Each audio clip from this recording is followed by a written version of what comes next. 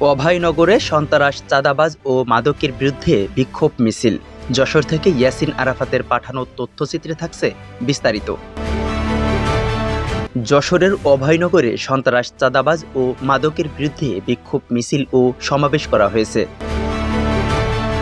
বুধবার ২৬ ফেব্রুয়ারি বিকালে উপজেলার তালতলা বাজারে নোয়াপাড়া পৌরসভার ৭ নং ওয়ার্ড বিএনপি ও অঙ্গ সহযোগী সংগঠনের আয়োজনে এ বিক্ষোভ মিছিল ও সমাবেশ অনুষ্ঠিত হয়। সমাবেশ শেষে একটি বিক্ষোভ মিছিল তালতলা বাজার থেকে যশোর খুলনা মহাসড়ক প্রদক্ষিণ করে অভয়নগর থানা ঘুরে আবার একই স্থানে এসে শেষ হয়।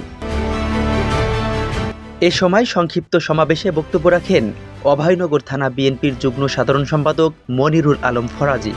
আরও বক্তব্য রাখেন ৭ নং ওয়ার্ড বিএনপির সভাপতি বুলবুল আহমেদ হান্নান, সাধারণ সম্পাদক খোকন তরফদার, পৌর যুবদলের সাবেক যুগ্ম আহ্বায়ক ইনাম গাজী।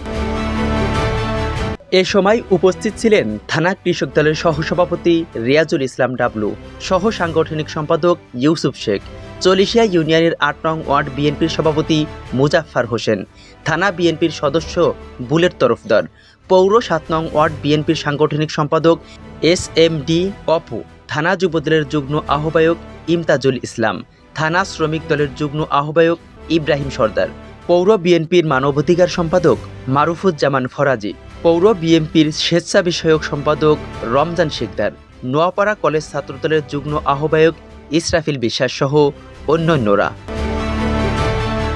ইমাম হাসান, ই টেলিভিশন।